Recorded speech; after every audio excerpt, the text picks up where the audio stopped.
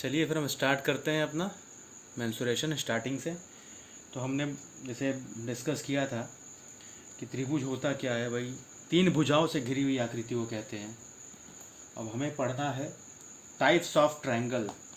Types of triangle जो कि basic understanding है, जो बहुत ही स्टार्टिंग होता है, जहाँ से ये सब चीज़ें जो जनरली हैं स्कूल में हम पढ़ते हैं। तो क्योंकि कंपटीशन में हमारा अगर बेसिक क्लियर ना हो तो हम चाह करके भी हाई लेवल के क्वेश्चंस नहीं लगा सकते हैं। तो हमारा ये ज़रूरी है कि बेसिक बिल्कुल क्लियर हो। तो शुरू करते हैं बेसिक अंडरस्टैंडिंग से। पहला ये है कि कितने प्रकार के होते हैं। देखिए, ज्योमेट्री अलग होता है, मेंसुरेशन अलग होता है। जहाँ बातें एंगल वगैरह की आती हैं वहाँ पे ज्योमेट्री आती है, पर यहाँ पे हम जैसे एरिया से रिलेटेड, वॉल्यूम से रिलेटेड क्वेश्चन करेंगे। तो हम प्रकार की बात करते हैं, त्रिभुज के प्रकार। पहला है जो हमारा, इसको कहते हैं हिंदी में समबाहु। समबाहु त्रिभुज, और इंग्लिश में इसे कहते हैं हम इक्विलैटरल ट्रायंगल। हम ये मान के चल रहे हैं कि हमें कुछ नहीं आता, हमें ज़ीरो से सीखना है, ज़ीरो से लेकर के एक अच्छे लेवल तक का, ताकि आने वाले कॉम्पिटिटिव एग्जाम्स में आपको खुद मालूम पड़ेगा कि आपका लेवल अब क्या हो रहा है। चलिए, अब बात आती है समबाहु त्रिभुज की। ये हम पढ़ने वाले हैं।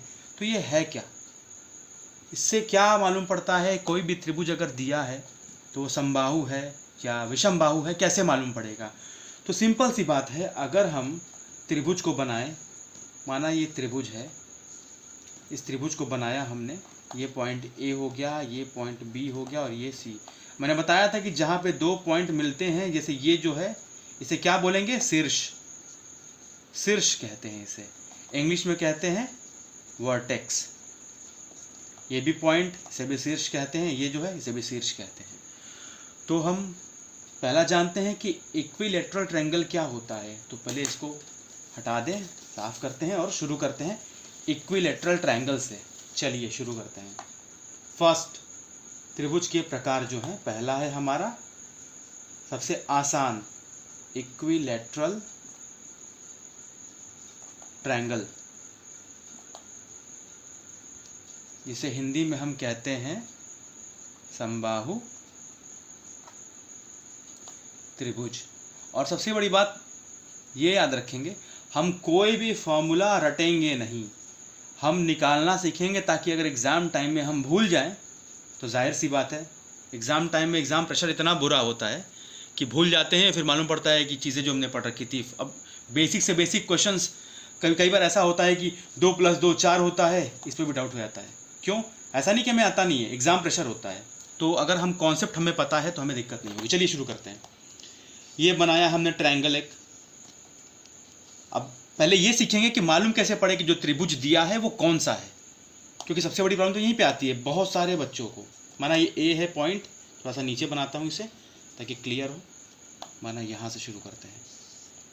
चलिए, ये ट्रायंगल है, ये पॉइंट ए है, ये पॉइंट बी है, ये सी है।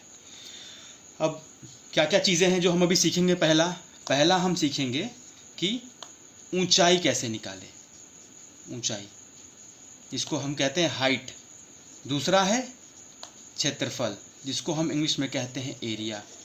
और जो तीसरी चीज़ है उसे कहते हैं परिमाप, जो कि पेरीमीटर कहते हैं इंग्लिश में। तो पहले इन बेसिक चीज़ों को हम सीखें। और इसकी देखिए, चीज़ें बहुत सारी हैं अभी इसमें। जैसे इक्विलैटरल ट्रायंगल में क्या होता है, कई बार सर्कल बना दिया, कभी बाहर में, जिसको बाह्य सर्कल कहते हैं, अंतःवृत्त हो गया, बाह्य वृत्त हो गया। ये चीज़ें बहुत बात की बात है, पहले एकदम ज़ीरो सीखते हैं, पहले अंडरस्टैंडिंग डेवलप करते हैं। चलिए, अब हमें पहला निकालना है ऊंचाई। ऊंचाई निकालना है तो ऊंचाई के लिए क्या करेंगे हम? देखिए, ट्रायंगल बनाया हमने इस शीर्ष से एक लंब खींचा जो कि सामने वाली भुजा को बराबर बांट रही है। एक बात ध्यान रखेंगे कि मैंने बोला बराबर बांट रही है, ऐसा नहीं होगा हमेशा कि ट्रायंगल दिया हुआ है और उससे कोई अगर परपेंडिकुलर खींच रखा है किसी वर्टेक्स से, यानी कि अगर किसी शीर्ष से कोई लंब खींच रखा है तो बराबर ही बांटेगा, ऐसा नहीं है। क्योंकि मैं यहाँ बता रहा हूँ इसलिए ये मानेंगे। तो पहली बात, समबाहु त्रिभुज है, ये भी भुजा ए, ये भी ए, ये भी ए, क्योंकि समबाहु त्रिभुज में सारी भुजाएं समान होती हैं। तो अब हम क्या करेंगे, ऊंचाई निकालना सीखेंगे। पहले तो ऊंचाई के लिए क्या करेंगे, हमने ड्रॉ किया इसको, हमने इस पोर्शन को जो ये है इसको हम काट करके यहां निकालते हैं, यहां लिख लिया। ठीक, माना कि ये जो लंबाई हमने खींचा था यहां से ये h है, तो ये पोर्शन ये h है। अब ये क्या करते हैं, ये अगर पूरा a है, ये पॉइंट हमने d मान लिया जहां से हमने लंब खींचा था, तो माना a d,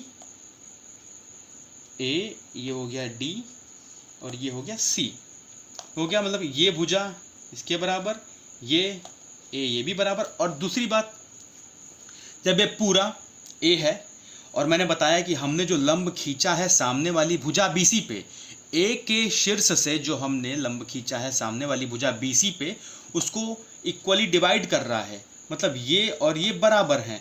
अगर ये पूरा A है तो जाहिर सी बात है इस पॉइंट से इस पॉइंट की दूरी कितनी होगी, DC कितना होगा, a/2। हम सिर्फ ट्रायंगल ADC, हम ट्रायंगल ADC की बात कर रहे हैं। और एक और चीज़ याद रखिएगा, मैं आपको बता देता हूँ कि जो ट्रायंगल ADC है, ट्रायंगल ADC, ट्रायंगल ADC और ट्रायंगल ADB, ट्रायंगल ADB, हम क्या देखते हैं कि AD जो है दोनों में कॉमन है, मतलब दोनों की हाइट क्या है, दोनों में कॉमन है, हाइट कॉमन है। ठीक है, चलिए करते हैं शुरू करते हैं इसको हम क्वेश्चन को। ADC और सॉरी ये ADB होगा, ये ADB होगा। AD कॉमन है, मतलब हाइट चाहे इसको लेकर के निकालें या इसको लेकर के निकालें, क्योंकि ये कॉमन है तो बराबर है चाहे जिसको निकालें। चलिए अब हम शुरू करते हैं। ये तो DC क्या हो गया, a/2। ठीक है, अब चलिए शुरू करते हैं। उससे पहले कि हम इसको सॉल्व करें, हमें एक बेसिक सी चीज़ जाननी होगी कि पाइथागोरस का प्रमेय किसको कहते हैं। हमने हमेशा सुना है कि कोई भी ट्रायंगल हो गया, ट्रायंगल में भी कौन सा, right angle triangle. Right angle triangle क्या होता है, जिसकी एक भुजा 90 डिग्री बनाती है। ये कैसे मालूम पड़ेगा, अगर कोई हॉरिजॉन्टल लाइन है उस पर हम एक लंब डालते हैं तो ये 90 डिग्री होता है, हमेशा 90 डिग्री होता है। और इससे हमने अगर ये ड्रॉ किया तो क्या होगा, ये राइट एंगल ट्रायंगल। तो राइट एंगल ट्रायंगल क्या होता है यह मालूम पड़ा। अब हम पाइथागोरस का प्रमेय लगाते हैं, तो लगाएं कैसे, क्यों लगाएं, कहाँ लगाना चाहिए। देखिए मान लीजिए इसको 1 मिनट के लिए रुक जाइए, यहाँ पे इसको रुके रहिए आप, पहले इसकी बात करते हैं बेसिक एक चीज़। और मान लीजिए ट्रायंगल ऐसा